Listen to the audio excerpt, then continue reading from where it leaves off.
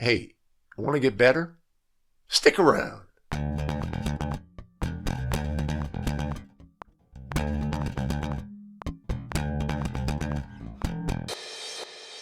Greetings, welcome back to 5 Play Friday. My name is Greg Austin with Better Official. We craft video to help basketball officials get better. And one of the ways we like to do that is looking at plays, looking at all of the things. Let's get started today with our very first play of You Make the Call play. What do you have on this play? Let's take a look.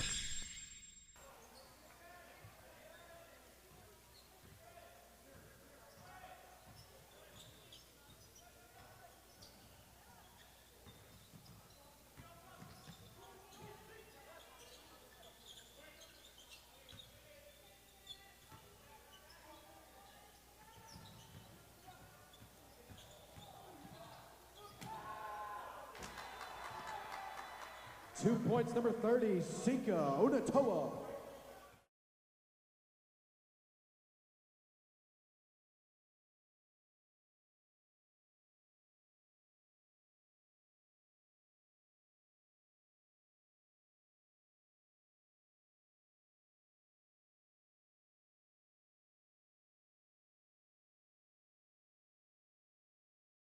From a no call on the play, what do you have on this play?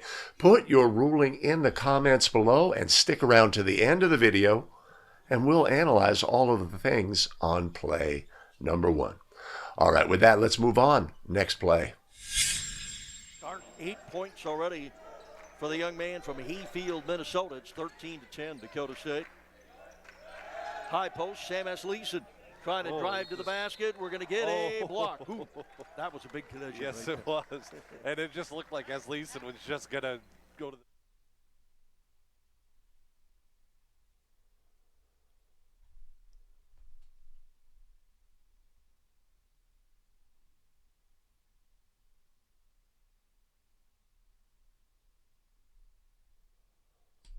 All right. Great play to review habits and fundamentals of the crew, as well as block charge. We love block charge plays, right? We're going to have an opinion. We have a double whistle on this play. Our center official signals and holds. What do we know about lead officials? They're going to come quick. They may not recognize we have a double whistle, etc. Whose call would this be? This should be the lead's call. Again, we have, similar to last week, we have a player who anticipates the contact. Once the contact occurs, they throw their head back, fall to the floor. A blocking foul is ruled. We have leg contact after the player goes. I love this as a block, right? Does this player establish in the path of our ball handler who's going on a diagonal? But great habits and fundamentals. Of course, we have 2 officials. The center and lead are interacting about who's going to take the play to the table. Our trail official keeps a static view, big picture view of the play. Love it. Love all the things. This is a collegiate game. It must be. Is it? I don't know. We've got an emphatic, strong block signal from our lead on this play. Center official did a great job of holding.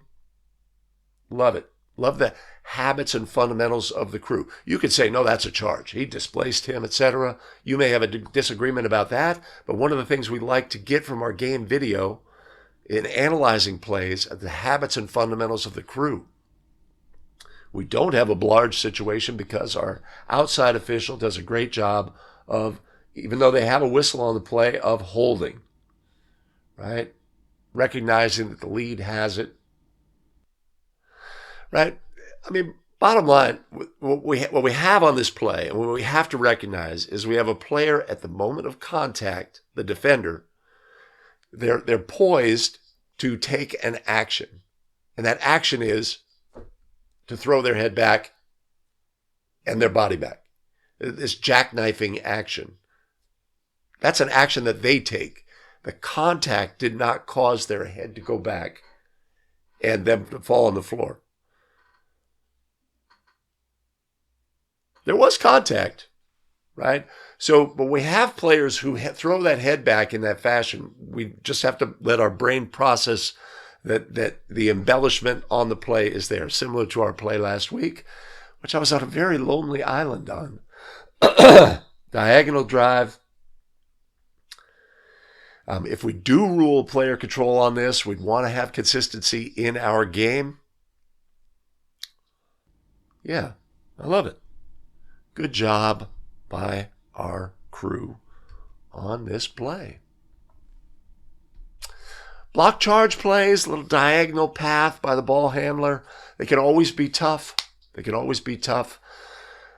What we want to take away from this play, though, is great habits and fundamentals of the crew.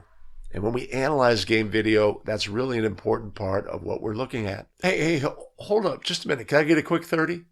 Give me a moment to thank our tremendous show supporters who fuel this broadcast: Antonio and Mark Dominguez, Jason Mays, Stan Whipple, Joseph Del Colo, and Butch Hensel.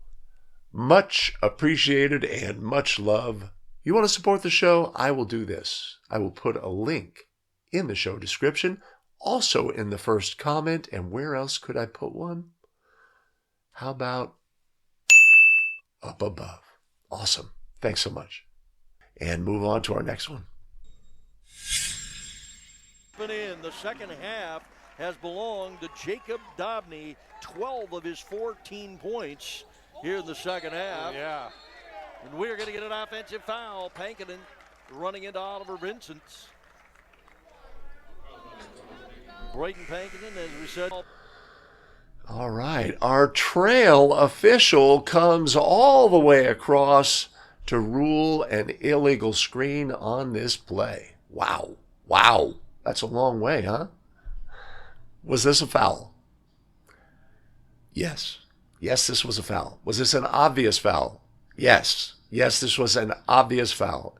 Our official, whose primary it was in, you could see from their body action, they were like caught off guard by the activity, didn't have a whistle.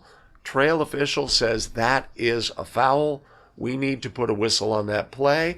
I recognize the dynamics of the situation. This play is so far away, but that is a foul.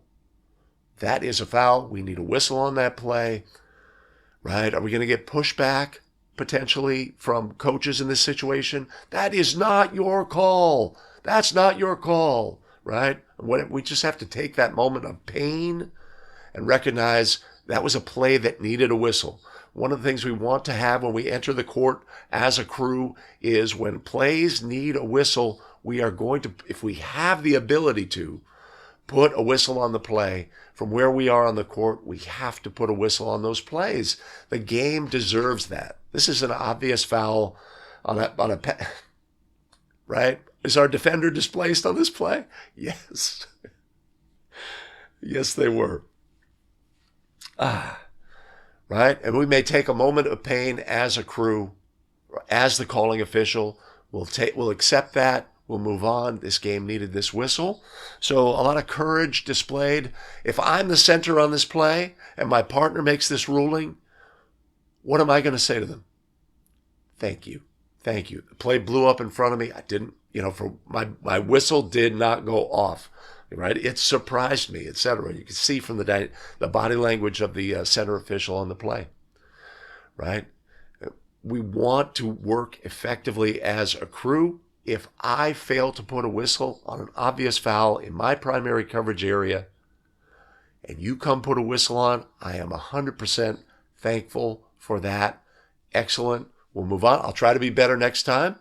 But for whatever reason on this play, I was surprised. We were surprised. But as a crew, we did the right thing on this play. That's how we want to be. That's how we want to be as a crew. Now, if some officials in this situation are saying, what the heck are you doing? And they may use saltier language than that, making that call in front of me. Never call in front of me. Never embarrass me in that fashion, right? If they have that attitude, what are they displaying? Are they displaying a game, crew, you mentality? Or are they displaying a me crew game mentality, right? We want to have a game crew you mentality. It's not about you, ref. It's not about you. All right, next play.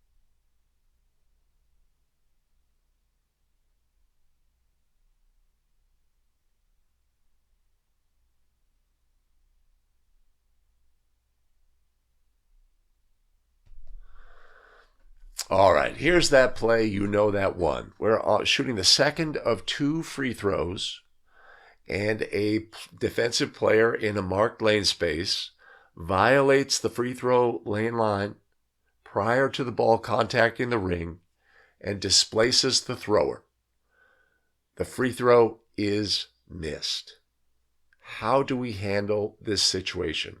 Let's review it by rule. We have younger kids here, but for high school rules, this is how we handle this situation.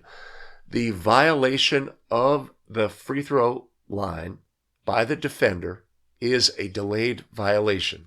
What is the penalty for a delayed violation when the free throw is missed? It's a replacement free throw. So our thrower is due a merited free throw. Then we have a foul. What is the penalty for a foul? In this instance, it will be an end line throw-in for the white team, right? So we need to put those two things together. If we have a resulting throw-in to the same team, how are we going to resume play here? We are going to clear the lane in this situation because the player is due a merited free throw, but play will not continue as a result of that free throw. We're going to have a foul, a throw-in administered at one of the 4 throw-in spots nearest to where the foul occurred, as the way to resume play after this. So our correct ruling here is delayed violation, replacement free throw, end line throw-in as a result of the foul. We would clear the lane. The player would attempt their merited free throw with the lane cleared. The result of that free throw would stand, and then we would resume the game, in this instance, with a throw-in to white at one of the 4 spots nearest to where the foul occurred. So, just a review of that play scenario. We've had a couple of those situations on 5 Play Friday. I get a lot of questions about it. I just wanted to review that scenario.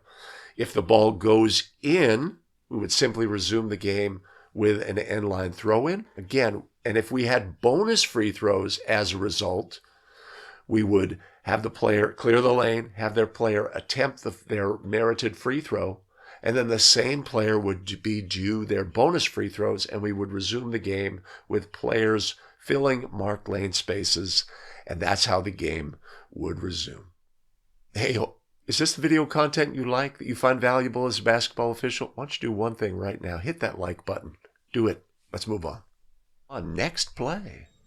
See things progressed a little more. We'll get to see how each team has grown into each other. See how they've improved over the season. On the ground with it. And shot clock violation. See what the call is. Yep, this is going to be a jump ball.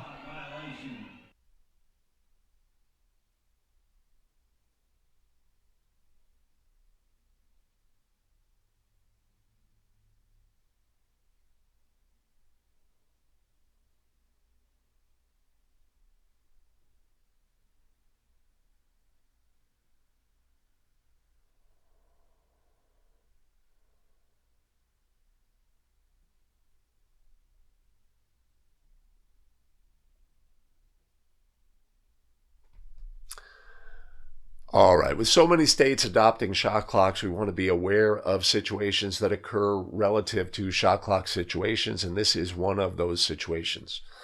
Now, we are less than a minute into a game. A lot of times, as officials, we're going to take the easy way out of a situation. But on this play, what actually happens on this play? Our player on the floor is fumbling around trying to gain control of the basketball. In the end, they lift the basketball, and then the shot clock horn sounds. There had been a change of possession on this play. This was not a shot clock violation.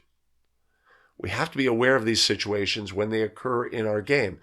If there has been a change of possession, the shot clock resets.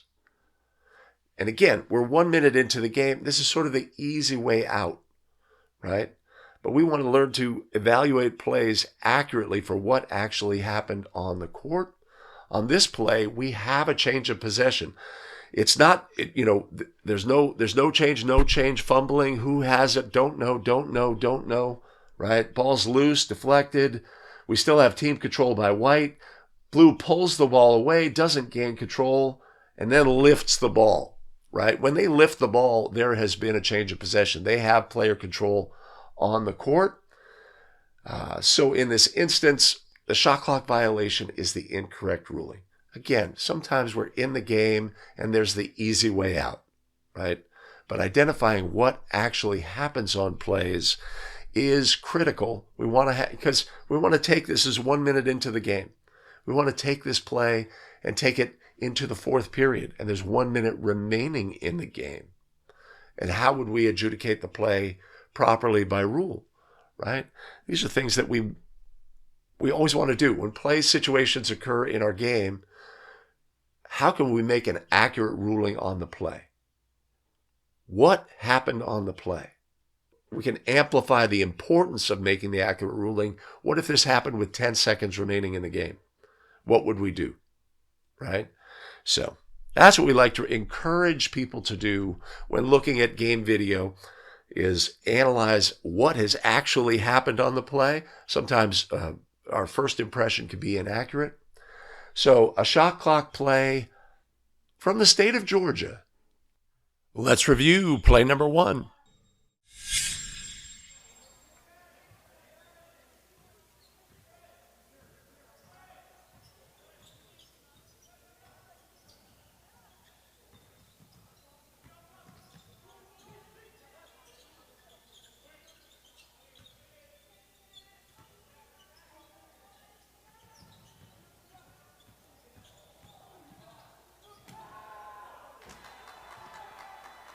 Two points, number 30, Sika Unatoa.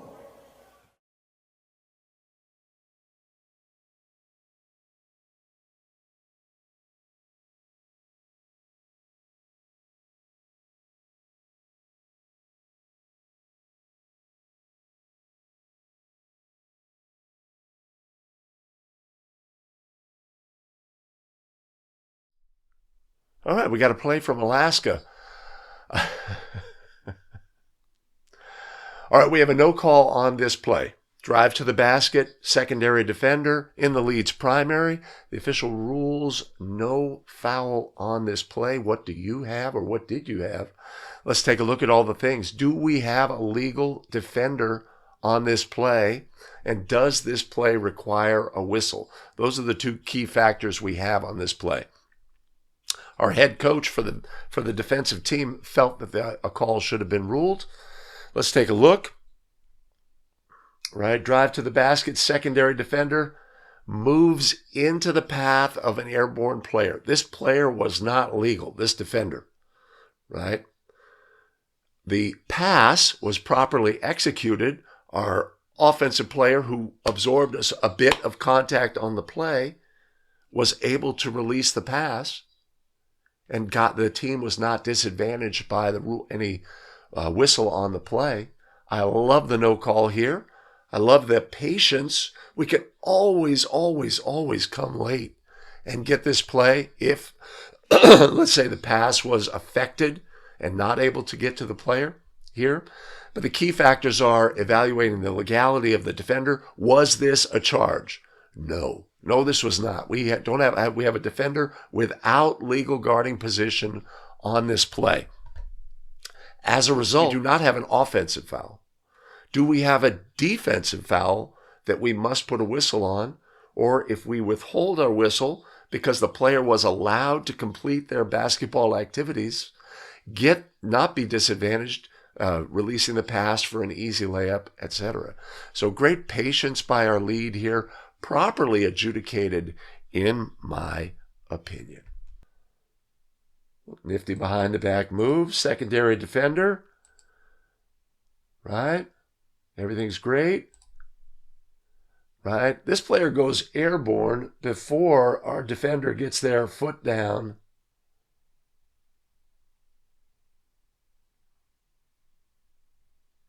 Their left foot down.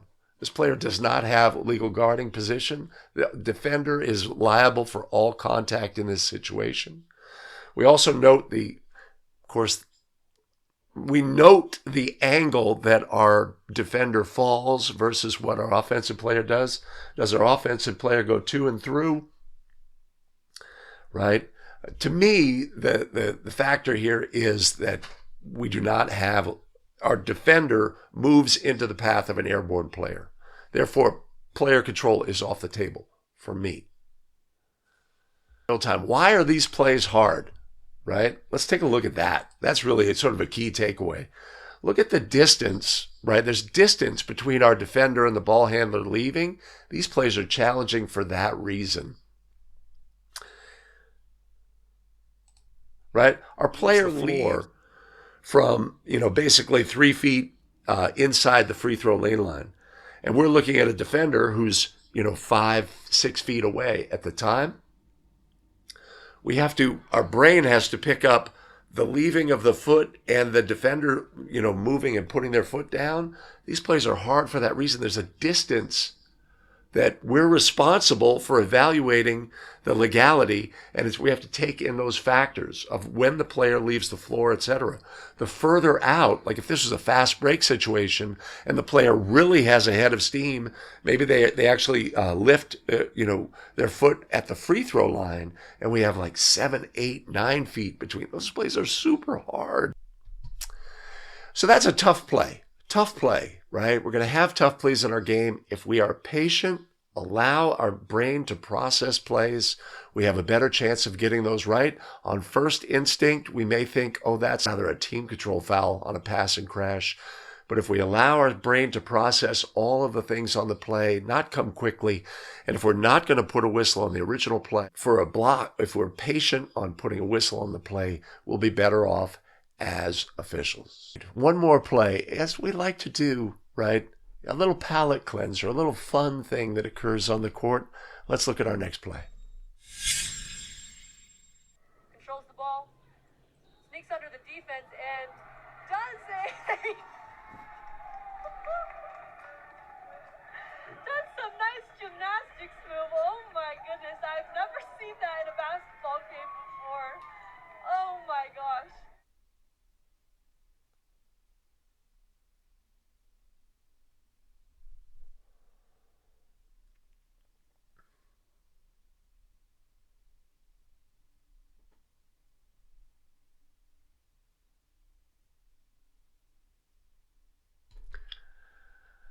We love it. We love it. A joyous moment on the court. Everybody in the gymnasium is having fun in this instant. And it's just a reflection of sometimes in our game, things happen that are just fun for everybody and makes everybody feel good, right? Even if White was trailing by 45 points in the final minutes of the game and a player did this, everybody ends the game feeling good. We love it. We love it. We love fun plays that occur on the court. We love moments that occur in our game. If you officiate high school basketball, you will have moments in your game where it's just a celebration, a joy of the game and celebrating an act, a fun thing that happens. And they're excellent moments, and it's great to be a part of those. If you're considering being a high school basketball official, I encourage you I encourage you. It's a lot of fun, and great things happen on the court. All right. Wei, thanks so much for joining us today, sticking around to the end of the show. Much appreciated, much love. Who do I have much love for? Who? Our tremendous show supporters. Mark and Antonio Dominguez, Jason Mays, Stan Whipple, Joseph Del Collo, and Butch Hensel. Much appreciated, much love. I'm going to do it. Description. First comment. Up above. If this is the video content you find valuable, you should do all of the things. You should, first of all, like this video. Like this video. You should subscribe to A Better Official, and you should hit the notification bell. We go live every week during the basketball season. I've got some fantastic video content available for you here. We had a recent 5-Play Friday episode with NBA basketball officials. Holy Toledo. The knowledge they dispensed was tremendous. I'm going to put a link on the screen here. If you are in the business of understanding NFHS basketball rules, I have created a 4-video course, as it were, where we reviewed the 215 study guide questions from CBOA. We get ultimately to an answer, but we discuss the fundamental rules, concepts along the way. I will make sure there's a link to that down in the description, first comment, and on our end screen here. Fantastic. Thanks for joining us today. Appreciate you joining, and we'll see you in the very next video. Take care, everybody.